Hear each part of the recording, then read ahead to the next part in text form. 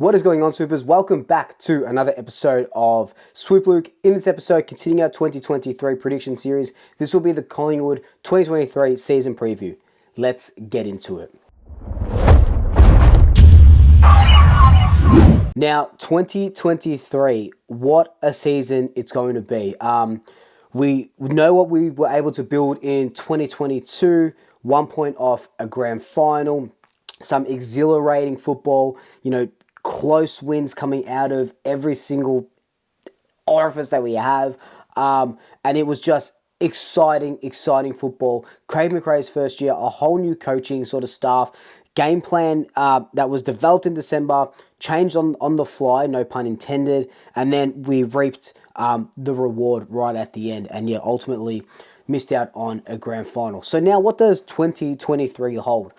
Can we expect more of the same? Is there going to be a bit of differences? Is there going to be more close games? Are we not going to, see those heights of the top four being so close to a premiership? Are we going to drop out of the 8? There is a lot of questions that, I addressed some of those in my Burnings Questions video.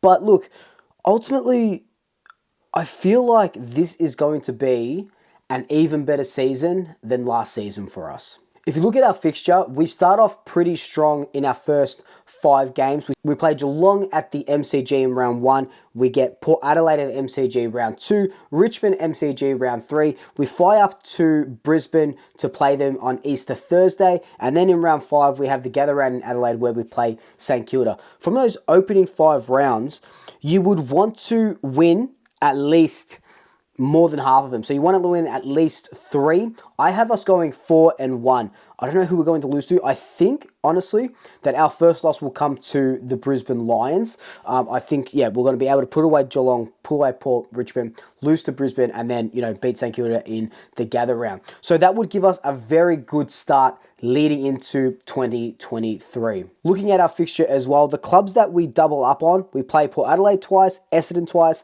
Adelaide twice, Carlton twice, Geelong twice, and Brisbane twice. So we're playing the reigning premiers twice, Carlton twice, of course, because they're the rivals, Essendon twice, Brisbane. We're playing a lot of teams that are in and around that premiership sort of finals window. So that in and of itself is going to be a test for us.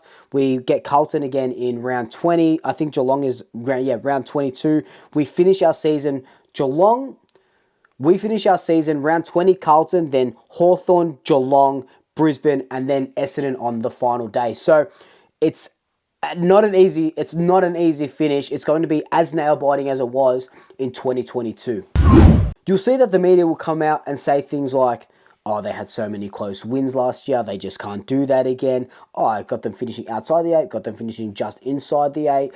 Teams are going to hunt them, they're going to be found out. Like, what I don't understand is that what these commentators don't get, and look, I'm not a footy expert. I'm just a guy that talks to a camera a couple of times a week and goes and watches his beloved Pies. So I'm no footy expert at all. But what these footy experts don't understand, or I don't know why they don't understand, is that you adapt and you overcome. I don't know if they think that just because we go in with this game where we're counter-attacking, we're fast, defense, blah blah blah blah, that's going to be our game plan going forward. Like, yes, the game plan will be parts of that, but going forward, Craig McRae's not just sitting back and going, oh, look, it worked. We nearly got to a grand final, nearly versed Geelong in a grand final. Let's do exactly the same and just hope for the best. No, because there's definitely going to be tweaks, because we don't want to be winning 9 out of 11, or whatever it was, close games again. We don't want to be beating Essendon after a kick after a siren, or, the last kick with Carlton, or, coming down from 20 points against Adelaide or the Kangaroos, Hawthorn, etc., etc. So we want to be putting these teams away when we're able to. And last year, we just, 1, didn't have the personnel to be able to do that, but 2, we had the grit, the determination, and the guts to be able to say, you know what? We're winning this. Doesn't matter where we come down from. If you haven't killed us, we will kill you, metaphorically. And that's exactly what we were doing to teams. We're still going to have that grit, determination, and that kill or be killed sort of spirit. That's never going to go away. But what we were able to do in the off season with our recruiting, Bobby Hill comes in as a quick, probably a flanker with Ginnivan out. He probably goes into the forward line a little bit.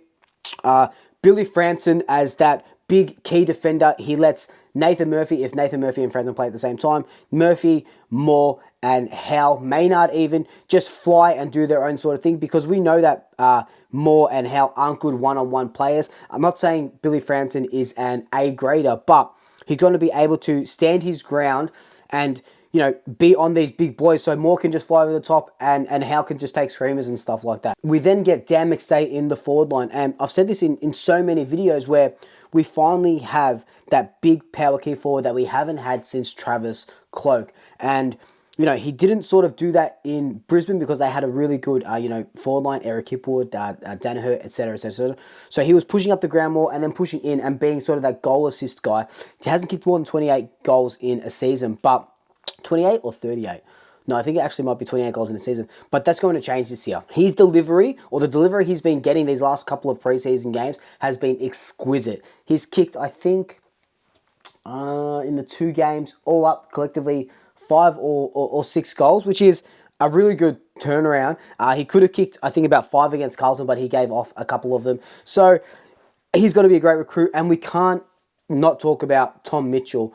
That is the main missing piece to our puzzle. Tom Mitchell in and under. He's an inside mid that we were sorely lacking last season. A lot of outside runners. Nick Dacos is going to go into the middle. Jack Crisp, Braden Maynard when he's in the middle. Taylor Adams as well.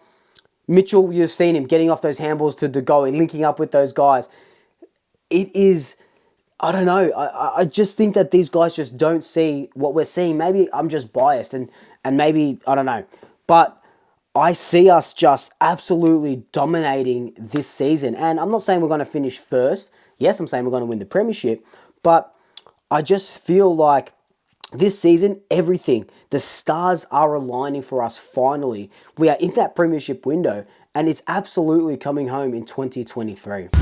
But yeah, look, like I said, I can feel it in my bones, in my guts, call it a vibe, intuition, I don't know what you want to call it, but I just feel like, you know, if we thought 2022 was special, 2023 is just going to elevate it to the absolute next level. And look, I'm not going to beat around the bush. I think we're going to win the Premiership this year, and it's not logical of me to say that. It's just I can just feel it just in my gut that is what's going to happen. Nick Dacos gets another preseason. He's going to be running through the middle. Scott Pennebury goes against Dill Cybonham is in good form. We got a new captain in Darcy Moore who's just going to, you know, do everything in his power to will the team over the line. Braden Maynard as vice captain will do the same. Taylor Adams, after coming back from his injury, looks like an absolute brand new player who's only going to benefit from, you know, the rise of Jordan De Goey and the rise of Tom Mitchell in that middle.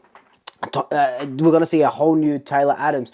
We're going to see Jack Crisp get, you know, balls from Tom Mitchell as inside and his outside.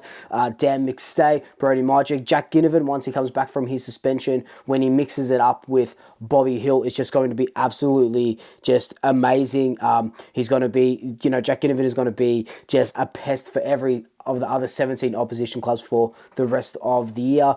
It's just, I don't know, I just feel like I said, the planets, I just feel like they're aligning, and this is the year that we just finally everything comes right. And I hope that when we're watching this at the end of the year, we're watching this with like, yeah, he was right, or we were right, with big smiles on our faces, and not a dejected look because we didn't make the 8 or anything like that. I don't think it's going to be one of those years. I just think, you know, I'm just so I don't know where this confidence is coming from, but I just am. And yeah, I'm ready to get knocked down a peg or two if we don't make it, but that's just football, you know, that's just what these preview and prediction videos are about. But anyway, guys, this has just been my quick 2023 Collingwood season prediction video. Let me know your thoughts down below. Where do you think we're going to finish? Do you think we're going to win the Premiership? Wins, losses, who's going to... Everything about the season, let me know down below. But until then, like, comment, subscribe, tell your family, tell your friends, tell your pets.